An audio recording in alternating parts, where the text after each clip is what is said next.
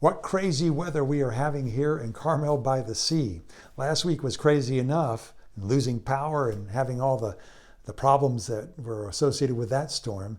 But here it is Tuesday when I'm recording this, and the power has gone off here at the church. So I'm recording this in the dark. There are many times in my life when I feel powerless. How about you? Yeah, we're only a phone call away from being taken to our knees, aren't we? The doctor calls and says that the path report has come back and the news isn't good. You've got cancer. Or you're called into your boss's office and they tell you, I'm so sorry, but we don't have a job for you here any longer. We're going to have to lay you off. Or maybe your parents call and they tell you, we don't love each other anymore and we're going to get a divorce. And in a moment's time, you're taken to your knees and you realize just how powerless you really are. You know, several years ago, I had the good fortune of traveling to India on a mission trip. And while we were there, we visited a place that was called the Deserted City near Agra. It is a magnificent city of red limestone that was constructed by a Muslim ruler in the 16th century.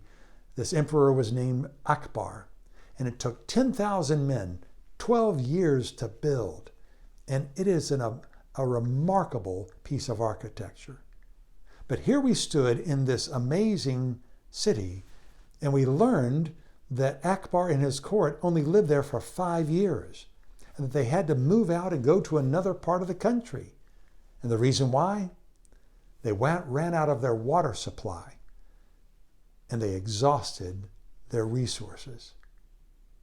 There are times in my life when I exhaust my human resources to meet with the demands of life that come my way.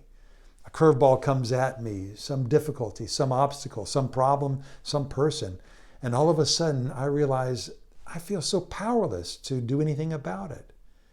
However, I've discovered in those moments that with God's Spirit, I have an access to a different kind of power, a power source that can change my perspective and a power source that can actually change my life and help me cope with the problems that come my way. What you and I cannot do in our own strength, God can do through us. And through His power, we can draw on a power source from beyond ourselves. And with the Apostle Paul, we can say that God's strength is perfected in our weakness. For when we are weak, then we can be strong in the Lord.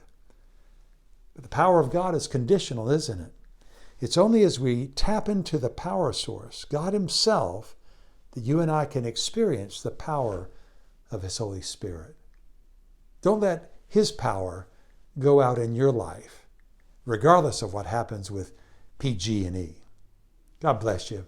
I look forward to seeing you on Sunday, and hang in there.